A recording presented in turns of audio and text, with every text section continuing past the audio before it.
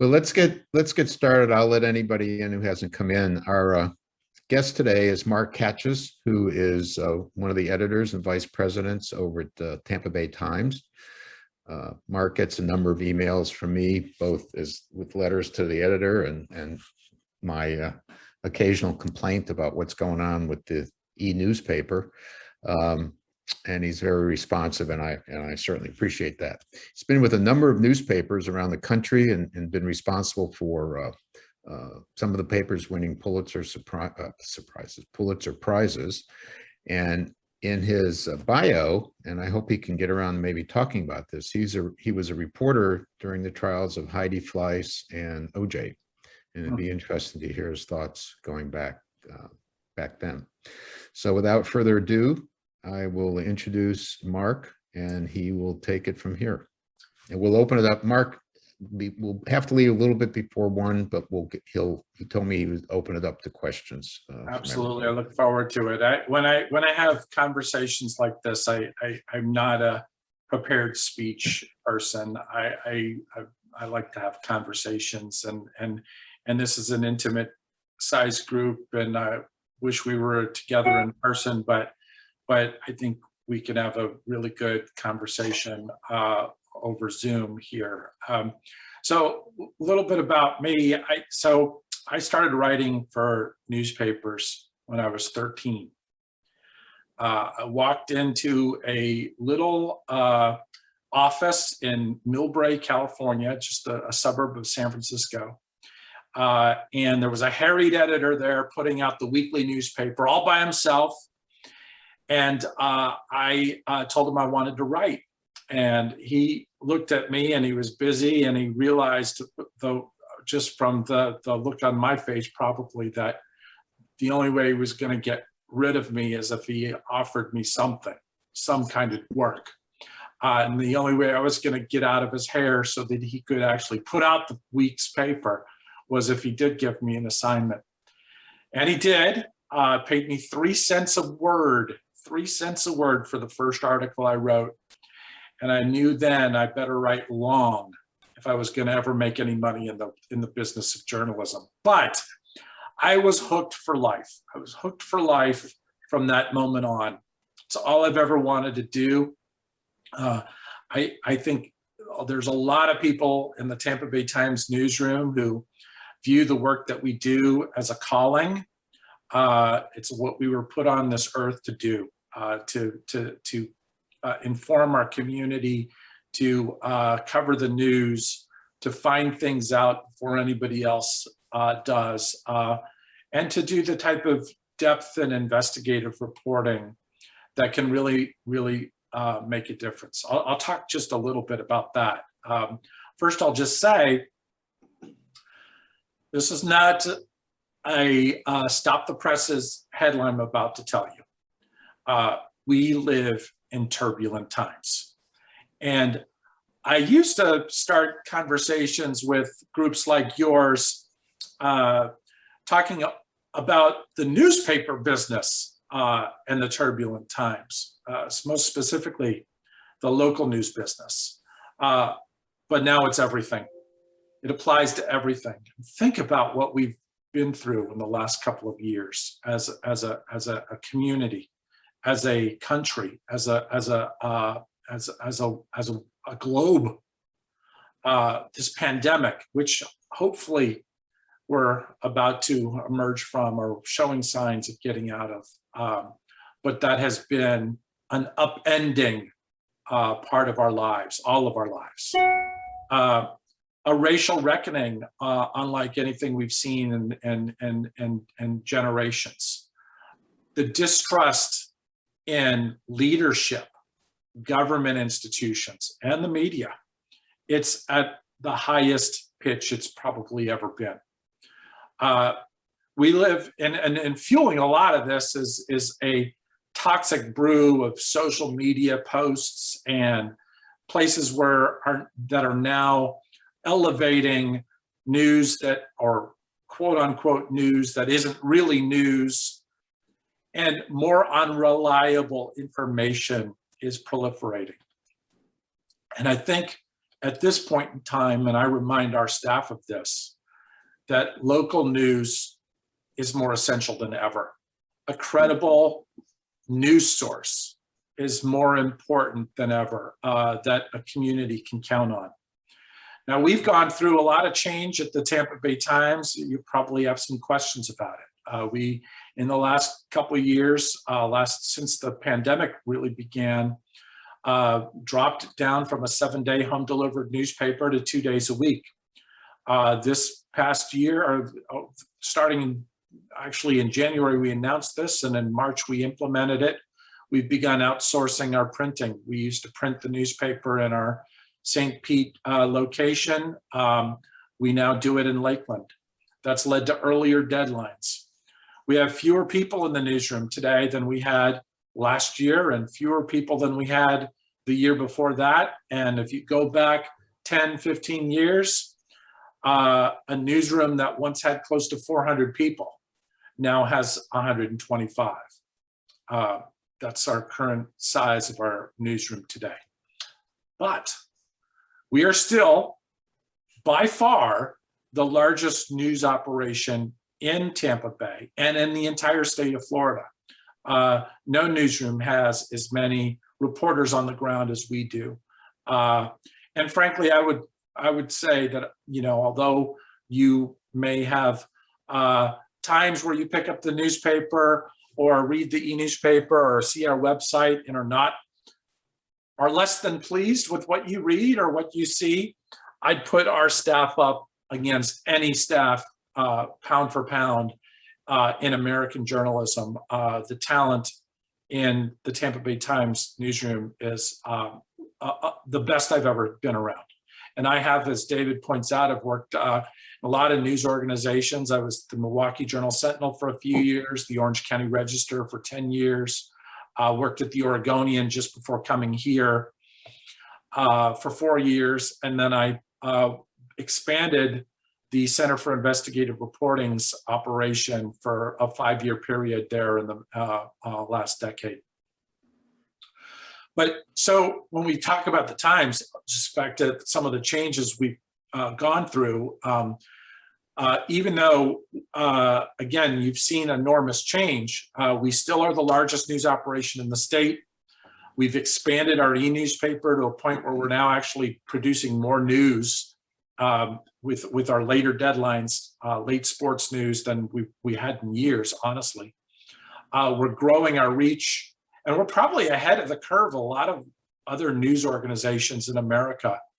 Don't be surprised if in 2022, you start to see a lot of newspapers do exactly what the Tampa Bay Times has done in the last year, reducing their days of home delivery. I think that's going to happen. I think we're a little bit ahead of the curve. Through this all, I will just say, and then I'll be happy to talk with you about any questions you might have. One thing hasn't changed, and that is an unwavering commitment to journalism that matters. And our journalism, I'll just recap a little bit of it over the last year, has had such an enormous impact in Tampa Bay. Think about our Poisons series. I hope you all had a chance to read it. Our first parts launched in March and in April, and we had another installment about a month ago. We have one more coming. That was a series of stories that found that a lead smelter, the only one of its kind operating in the state of Florida, had been poisoning its workforce, who were exposed to extreme amounts of chemicals. And the company was doing this with basically impunity. They had no one minding the store. And it wasn't until we wrote our stories that OSHA, the federal OSHA, sent inspectors in. They had not been there in 5 years. And they spent 6 months in that factory after we published our series, and just recently hit the company with $300,000 fine and some other penalties. Most recently, we did a story about how the Tampa Police Department had been evicting tenants, entire families over minor offenses, and even the police department had been working with landlords to get people evicted from their homes, even if it was just a kid who stole some loose change out of a car. You know, no one's condoning that, but an entire family loses their home over something like that, because of an initiative that the Tampa Police Department had put in place under when Mayor Castor was actually the police chief. And after we published our story, they rolled it back completely in 2 other cities that were doing something similar, abandon the initiative altogether. I'll just say quickly, Paul Guzzo, Paul Guzzo, a name you may hopefully recognize, one of our reporters, reported a couple years ago about a missing cemetery. Do you remember that story? A missing cemetery in Tampa where hundreds of Black men, women, and children had been buried, and then their cemetery had been paved over. We found that cemetery. I can think of no other journalism outfit in America that has found a missing cemetery. Missing cemeteries have been discovered over the last couple of decades by archaeologists, by contractors who are starting new buildings and stumble upon caskets buried underground. No news organization has found hundreds of dead bodies buried and forgotten. We did. And since Paul wrote that initial story a couple years ago, the count is now up to over 1,500 lost graves or grave sites or burial sites that have been uncovered because of the work of the Tampa Bay Times. These are just a few examples in a year when we won our 13th Pulitzer Prize, and we're particularly proud of this Pulitzer because it marks the 3rd Pulitzer Prize won by the Tampa Bay Times in the local reporting category. No news organization in America has won the local reporting Pulitzer Prize 3 times. Only the Tampa Bay Times has. That means so much to us because it really gets to the heart of who we are. Look, it's, again, we talked about some turbulence. We talked about some turbulence in the newspaper business. And we talked about how important our journalism can be from my perspective, okay? I don't think the community can afford not to have a place like the Tampa Bay Times. For the lights to go off at the Tampa Bay Times would be a tragedy. And it would only really serve the interests of the corrupt, the greedy, the power hungry, who are principally kept in check by the work of the Tampa Bay Times. And we're not going away. We have a ton of fight left in us. And we, again, we are so committed as a news organization and as individuals that make up this news organization to continue to tell stories that matter for everybody in Tampa Bay. So with that, I'll conclude and open up to any questions or thoughts or things you want to talk about. Ron? Since you're downsizing so significantly, can a newspaper become purely an investigative newspaper? Because it sounds like that the reporters you're being left with are going to be predominantly investigative in nature. And I guess. Yeah, it's a fascinating question. It's a fascinating question. So I would say so we have about the 125 people in our newsroom. And again, I would say that's 125 journalists. That is probably double by far, at least double anything else in Tampa Bay in terms of a newsroom. Bay News 9, I don't think has more than 60 journalists. I'd be shocked if they do. And they would probably be the only one that comes close. The Tampa Business Journal has a grand total of 4 reporters, right? But of the 50 to 60 reporters that we've got, and that includes photographers. I view kind of all of them as investigative reporters. They all have the ability to do investigative work. They don't all have the time to do investigative work, but they all have the mindset to look for those kinds of stories. That said, you know, I got 10 sports writers, and I got 6 or 7 people who cover arts and entertainment, right? They're not doing as much investigative journalism because they're pretty darn busy doing what they do. Will we ever get to a point where newsrooms like the Tampa Bay Times are focused solely on investigative journalism and maybe civic news, holding watchdog stories that hold accountable city commissions and county commissions and government entities, private businesses, public businesses, that kind of thing. That may happen. You've seen models like that elsewhere. A good example, Texas Tribune. I don't know if you're familiar with that, but that's a nonprofit news organization that started in Austin in a little over 13 years ago, maybe. It's a newsroom of about 50, 60 people now. It started as a newsroom of about 10.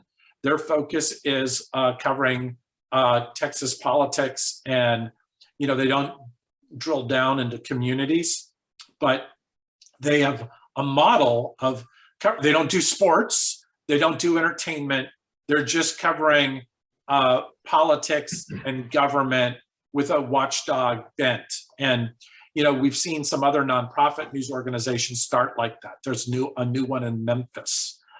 There's a few others out there. There's one in San Diego, one in Orange County. You're starting to see those types of newsrooms rise up. And they are focused on civic journalism and watchdog journalism. We're not ready to go there at this point. Because I do think that there's still, first of all, I think our sports staff does a great job, and I think is incredibly valued by our readership. And we are a general interest news organization, right? What that means is, you know, people come to us for local news, they come to us for sports, they come to us for, they want to find out things to do, they want to read about business news. There's a whole range in our readership. I can't, unfortunately, customize our content for every one of the, you know, couple 100,000 subscribers that we've got. I wish I could, but I would need probably another 1,000 reporters to be able to do that. But so we are still a general interest news organization that has to serve many missions, right? But our primary one is the watchdog reporting, I'd say, and it's the most important thing that we do. Mark, since you've gone more to the e-newspaper, I have a couple questions here. First of all, your sports staff is phenomenal, and if you ever get rid of Dirk Shad, I will stop reading your paper completely. He's the best sports photographer, probably one of the best in the nation. He's an outstanding, especially hockey. Oh my God. Yeah. What has your circulation been like since you've gone to the e-newspaper, and how do you measure that? Yeah. Do you ever think you will stop hard print papers in the future? And can you comment on the Alden global conglomerate taking over papers? Okay, so we'll start with the circulation. We did not see a massive defection of readers when we went to 2-day home delivery, but we did see a continued decline, which has been, you know, really a trend that every newspaper in America has seen over the last 10 years. Not a one has not seen their circulation drop. When I'm talking about the local regional metros. I don't compare ourselves to the New York Times and the Washington Post or the Wall Street Journal. Those are different, they're in a totally different category. But if I compare myself to the Miami Heralds of the world, or the Dallas Morning Newses, or the San Francisco Chronicles, or even bigger markets like that, we're we're actually doing much better than they are in terms of circulation. We have more print circulation than every one of those papers. We have more print circulation than the Boston Globe. We have more print circulation than the Denver Post, the Dallas Morning News, the San Francisco Chronicle, bigger markets, far more print circulation than they do. Where they are ahead of us is that they have far more digital subscribers than we do. We're still well over 100,000 print subscribers. Places like the St. Louis Post-Dispatch are in the 50 to 60,000 range. You know, a storied newspaper, you know, with the centuries of history, is in that range of circulation now. We're twice the size of a place like that. But a lot of those places, Boston, for instance, where we have more print circulation than the Boston Globe, they have probably 3 times as many, if not 4 times more, digital subscribers than we have. We got a late start on digital subscriptions. We didn't even launch a digital subscription program until I got here in 2018, and 2019 is when we launched our pay meter. We now have close to 30,000 digital subscribers. That's good. We want to see that grow into the 50,000 range and beyond. The e-newspaper readership has been probably one of the best e-newspaper readerships in the country. A function of the fact that we're not the only one, but we're one of only a handful of newspapers that so far have reduced home delivery to just a couple days a week. But the ones that have done that, they don't come close to the amount of engagement we see with the e-newspaper. So I'm very encouraged by that. And we've seen, especially our Wednesday e-newspaper readership has grown significantly over the last year. And I think what we're seeing is readers who now love the idea of having the paper come on Sunday, picking it up off the doorstep or in the driveway, bringing it in, sitting on the lanai, the back patio, or in the living room or the kitchen table, and with the cup of coffee, you know, reading that beautiful habit, right, of reading the newspaper from cover to cover on a Sunday. But those readers on Sunday, we're seeing more of our 7-day subscribers who read the e-newspaper every day. Wednesday they get the printed paper, Sunday they get the printed paper. On Wednesday, we're seeing them now, this is an interesting shift, pick up their iPad and read the e-newspaper. And their newspaper may be waiting for them in the driveway. They're already now reading it in the e-newspaper. And I've had a lot of readers tell me that I now just only read the Sunday paper physically. Now, you may all be a focus group of 5 or 6 people who are completely different, but a lot of readers are starting to do that. Now, you asked the question, did you ask, would we ever stop doing a printed newspaper? Well, I would never say never, but I would say we like the model we're on right now. And I would say there's still a tremendous, frankly, value in having the printed newspaper both days a week that we have it, and also a pretty good return in advertising for those days. And most of our advertising dollars still are in the printed newspaper. So if that were to go away, we wouldn't have a 125-person newsroom, I can tell you that, because we couldn't afford to do so. So the revenue that comes in from the printed newspaper is what keeps the lights on for us. It's the main driver of revenue for us. The other part was the Alden? Yeah, Dr. Shepard had sent the article about that. So Alden, you know, Capital is not a new player in the media business. Maybe you may want to give some background, Mark, to that story. So the Atlantic did a story about Alden Global Capital. It wasn't the first story written about them.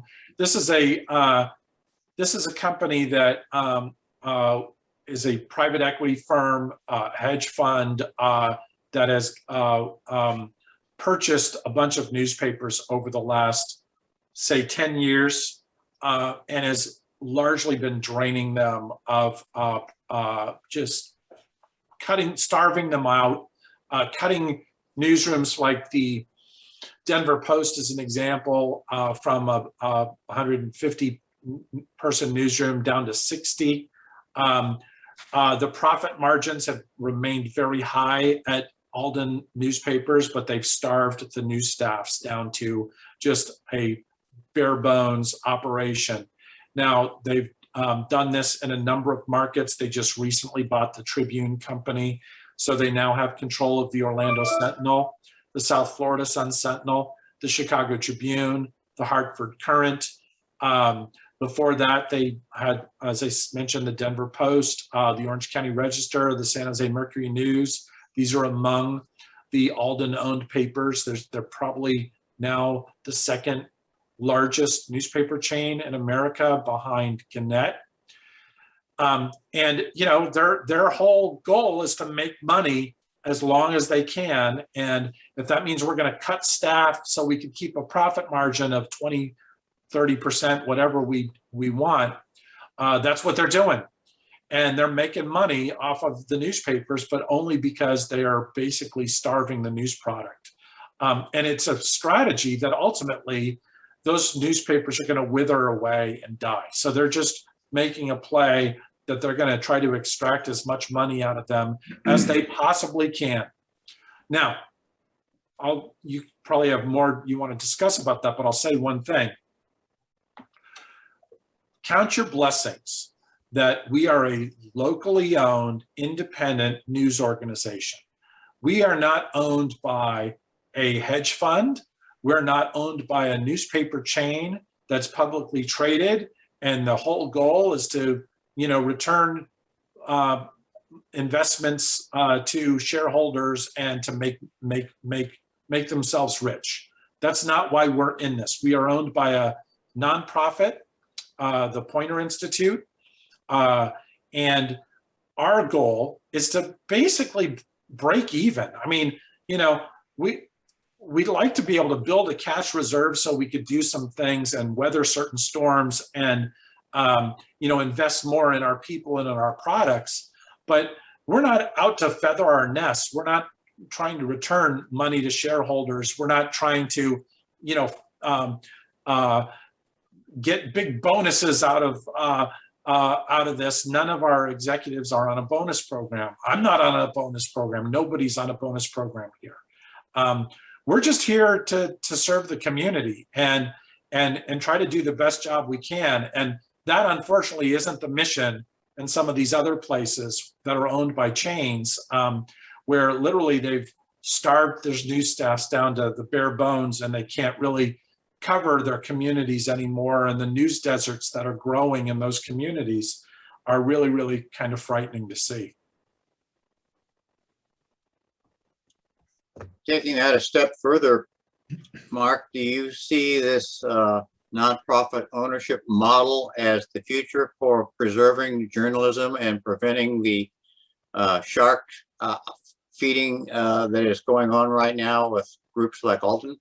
Yeah, that's interesting, and it's certainly an option that some are exploring. So we are owned by a nonprofit, but we are a for-profit company. Okay,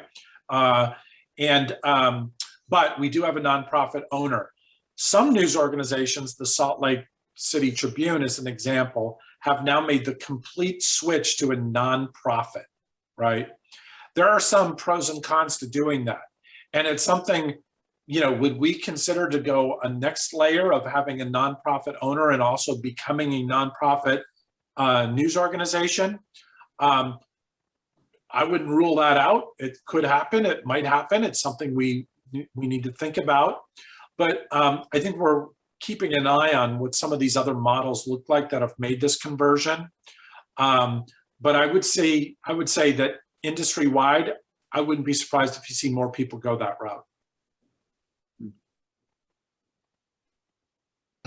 Mark, can you listed in your bio that you were a journalist at the time of the Heidi Fleiss and the O.J. Simpson trial. Can you comment on what you thought back then? Yeah, that's going back. So that's, 1994 timeframe, right? I think about this a little bit because I often find myself talking to reporters. I don't know how closely you all watched that trial. There was a moment, the Simpson trial, when one of my favorite moments as a reporter, although it was a little embarrassing at the time, in the courtroom, a worldwide television audience, Robert Shapiro's cell phone rings in the middle of the courtroom. I don't know if you all would remember this. It was a long time ago. But his phone rings in the courtroom. It's about 1:35. And Judge Ito seized his cell phone, took it away, and he was almost held in contempt of court. That was me calling. I was calling him, even though I knew he was back in court. The agreement we had was that when he went back into court, he would turn off his phone. He didn't turn off his phone. So I would often call him while he was in court, leaving him a message saying, I need to talk to you about X or Y or Z. Call me when you get a break.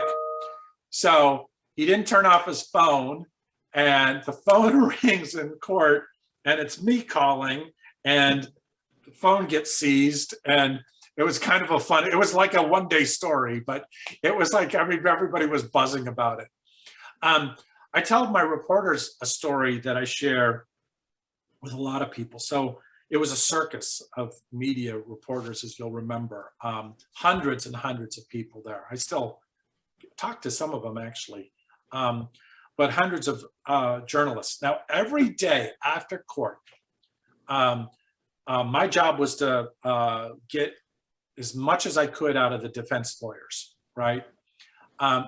I wasn't in the courtroom most days. I was the reporter trying to get scoops and investigative stories and find stuff out, working back channels. We had another reporter who was sort of the court reporter who would write about the day's proceedings, and I was trying to just get the news that was happening, the intriguing things. One of the scoops that I got was that O.J. Simpson decided not to testify after they brought in a lawyer for a mock cross-examination who basically eviscerated him in a mock cross-examination. They brought in the biggest pit bull lawyer they possibly could because Simpson wanted to testify.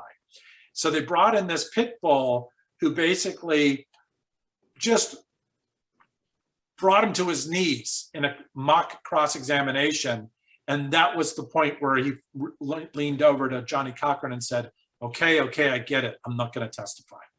But I was the guy who got the scoop about this whole mock cross-examination, right? One of the reasons I got those scoops is that you go down to these big scrums afterwards, press conference type things. Johnny Cochran, Robert Shapiro, F. Lee Bailey, Robert Kardashian, Sean Chapman, Carl Douglas would all stand, Barry Scheck, they'd all stand in front of hundreds of reporters and they would take questions. So we'd all ask our questions. That would last about 15 minutes. After those questions were over, and Johnny would be the one who would always say, okay, that's the last question, I'm not taking any more. Hundreds of those reporters would then drift off. They'd go back to their bureaus, they'd go write their stories, they'd go report on TV, whatever they needed to do. And there would be about 5 or 6 more reporters who would then follow Johnny and Shapiro and F. Lee Bailey and the others, Kardashian, to the door of the courthouse, ask maybe one more question, then they'd peel off. Then there'd be 2 or 3 reporters that would probably stick with those lawyers and walk with them another, 20 yards just to get one more question in. Then they'd peel off. And there was always me at the end, walking all the way to their nice fancy cars at the very back of the parking lot. Me and maybe one other reporter. I swear to God, it was just 2. And we would get the best scoops out of these guys because there was only sometimes me and maybe one other reporter.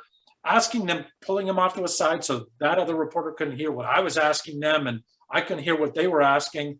And we would get the best scoops. That's how I found out about this mock cross-examination. That's how I found out when they were, kicking jurors off because of misconduct. That's how I got stuff that nobody else did, because it was just about hustle and hard work. And it's a story I still tell reporters today who work for me, that you can't just go to a press conference, ask your questions, and then call it a day. There's hustle involved in this business.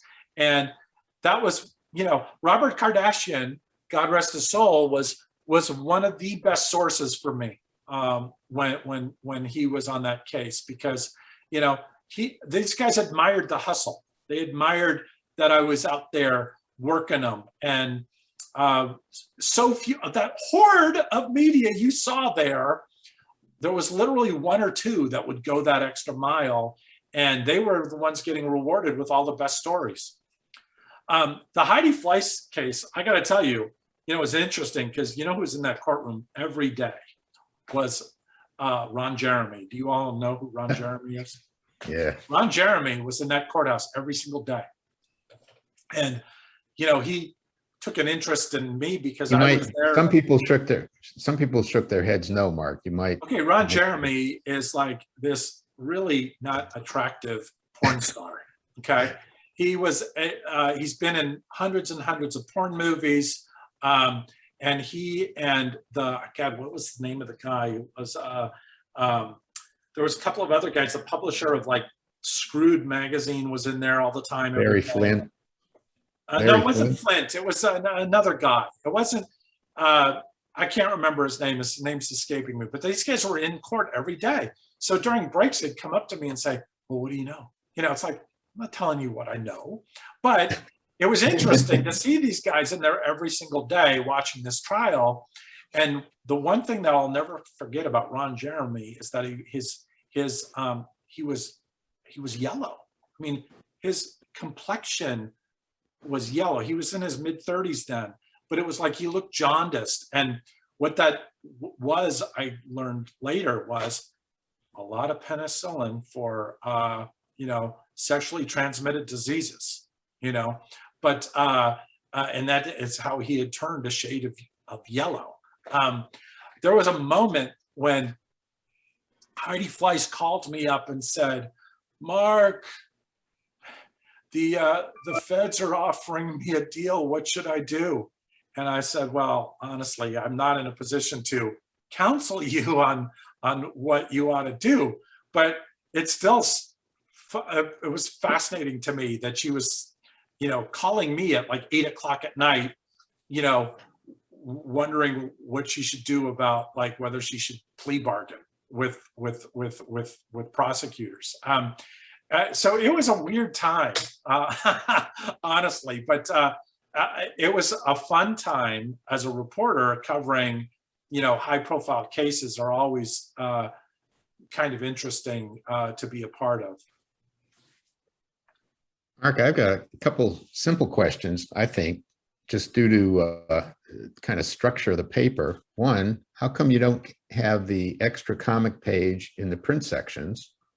And two, I've always wondered why some of this, and I think I figured it out, why some stories that seem to be maybe planned way ahead go from page 13 to 14 to 15, while breaking stories start on page 1, then you have to go to page 16 to continue it. Is that the way the structure of the papers are set up, that breaking news has to go further down the road instead of consecutive? I mean, here's the thing. We call it a daily miracle, right? Because, I mean, think about it. It's a product that every day you start with blank pages. By the time you're building it, the breaking news is going wherever you could fit it in on the jumps, right? You may start a story on the front page, but it's jumping wherever you have room left after you've spent the time assembling the newspaper throughout the day. And the enterprise stories that you talk about, the big long ones, the big enterprise stories, those are produced in advance. So those are the first pages that we go ahead and build. because we have that in hand. It just, when you think about it, it's sort of like that was probably designed the day before, 2 days before, maybe at least in concept. And it was put on the page that morning before all the breaking news might have happened or the late news that's going to just be kind of shoved in a little bit, frankly, where you've got space left. Okay, comics. Comics are interesting. So we actually launched the exclusive comics in the e-newspaper a couple years ago by putting a bunch more comics there, moving some comics there, and adding some comics there. And when we did that, we saw our e-newspaper readership actually really grow, have its first growth spurt. And we started adding some more additional content, including an entertainment page, and we saw another growth spurt. So we've actually seen growth by putting some exclusive content in the e-newspaper. And ultimately, honestly, we want to do that. We want to see that. I will tell you something, and I'm a big fan of comics, but I also know that they're extremely expensive to pay for and put in a printed newspaper. And I was able to negotiate deals to keep our comics as robust as they are by getting far less expensive deals to run them in the e-newspaper. Okay. And so I think what you're going to see probably is a day, and it may not be too far out in the distant future, where we're only running comics in print on Sunday, and that all our comics are in the e-newspaper. We may have 38, 40 comics in the e-newspaper Monday through Saturday, but Sunday will be the day that we have the full color comics in print. I could see that happening, and I'll tell you why. The amount of money I spend on those comics, it's a trade-off. Do I lose a reporter position and not have somebody covering local news, or do I keep the commodity content where people can find these things anywhere? It's a tough decision to have to make, but I always am going to come down on making sure I could preserve having as many reporters locally employed by the Tampa Bay Times covering city commissions and county commissions and the legislature and school boards over things that I have to spend an excessive amount of money on that people can actually get through other sources. I mean, there is not a comic today printed that you can't bookmark and see online on various websites. And so I've got to focus on what's a differentiator for us. And for us, the differentiator is local news and being the best source of local news. And, to the question about, would we be just an investigative news operation someday? I think you will see commodity content slowly start to disappear from newspapers, not just ours, but others over time. It may be a decade in the making, but that will happen over time. Mark, I have a question relating to the general distrust of the Fourth Estate, not only in Tampa, but elsewhere. I mean, what do you think are the drivers of this? Is it politics? Is it education? Is it demographics? Is there anything that you can? Yeah, there's a lot of things. I mean, it didn't help that for 4 years we had a president of the United States. And look, I'm a moderate. I'm not part of any political party. I'm married to a Republican. I voted for Democrats. I voted for Republicans for president. I've never been a member of a party, though. I see the good and the bad in both of them. So I see myself as a moderate who tries to play things down the middle, and I urge my staff to be fair and neutral in our reporting. But look, we had a president of the United States who for 4 years, the better part of 4 years, was calling us the enemy of the people. And that got a lot of people starting to believe that we were the enemy of the people. You've got people on both sides, Democrats and Republicans, using the excuse that anything they see that they don't agree with or paints them in an unflattering light is now fake news. I mean, it is a term that everybody throws around, right? Mhm. And, you know, so those things certainly increase the level of distrust in the media. Now, I will also say we've shot ourselves in the foot as an industry from time to time. There are times where we screw up and we aren't fair, and we do stories that are missing, have errors of commission and omission in the way we present them. My philosophy is when we do those kinds of things, we take ownership for it, we admit it, and we're transparent about it. But a lot of media don't. And the fact is that people have grown distrustful for a lot of reasons of media, but it didn't help having a president calling us the enemy of the people for 4 years, almost on a daily basis. I'm not laying this all on Trump, okay? Like I said, there's certain things that we've done that have probably also furthered that. But I think not just the whole fake news thing, but which really seeded itself through social media, but just also the divisiveness that we see in social engagement. There's a lot of skepticism and distrust and hate, frankly, that comes to the fore when you're looking at even your next door posts. I don't know what your next doors are like if you're on them, but my goodness, it seems like everybody wants to just take everybody else down. That's their mission in life. I want to ruin a business because, you know, there was a speck on my dry cleaning and now I'm going to never frequent them again and I'm going to tell everybody about it. It's like everybody wants to ruin everybody. So there's this mode that we're in as a society that I think also fuels into this distrust. So my point is that we have to be above that, and our job is to be fair arbiters of news and present news in a unbiased way and be neutral about it and be as unbiased as we possibly can be, because our trust and credibility is what keeps us going, right?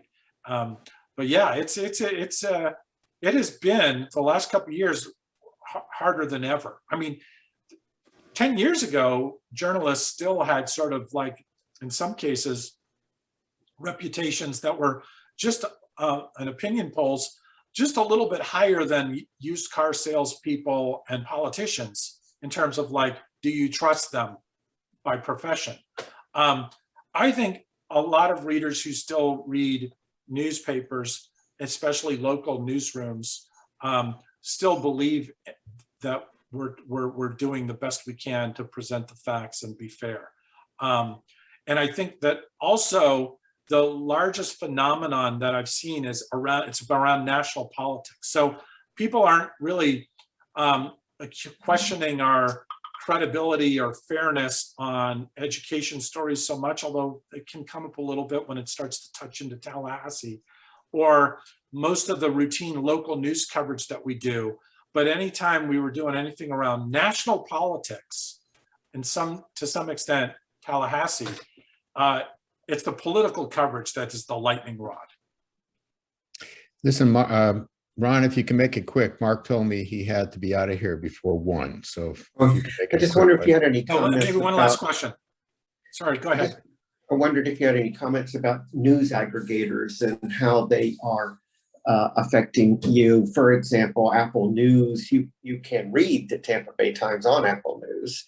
It appears to be a curated list of major articles. I'm not sure who's doing that curating, you or Apple. Yeah. But there's no ads. So Right. I don't know how that's affecting you. Now, some of these things are deals that we have with them where they can link to us. And then I think when you get to them, if you're not a subscriber, you have to subscribe. Like I tried to get on Apple News the other day, read a newspaper article that I didn't have a subscription to and I couldn't do it. So we do get the traffic counts from that. There are some relationships we have, some are better than others. I will say though, that they've been very one-sided relationships that have benefited the Googles and the Apples more than to have the producers of local news. So I think these relationships have some benefit, but they also have much more benefit for these big, gigantic companies that are rolling in dough. My Lord, have you seen the most recent earnings reports for Apple and Google? They're and Amazon. You know, it's another universe. Let me let you go, Mark. This was, I think, one of our best lunches we've had, although nobody, of course, eats. But There it goes. We could always use a great speaker for our Hillsborough County Medical Association dinner meetings. Mark, could we captivate you, or could we trap you into that role at some point? I'm always happy to get out into the community and talk to folks. I enjoy it. I do.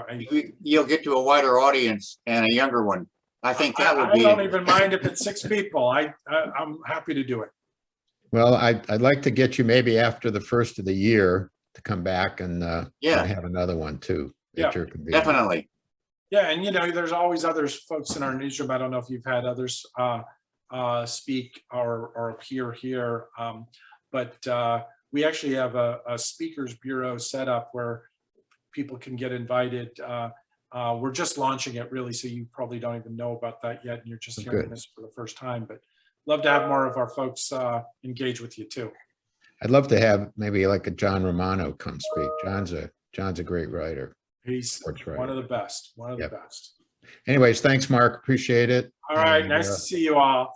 We'll see you after the first of the year. Have a nice holiday season. Bye-bye. Thank you.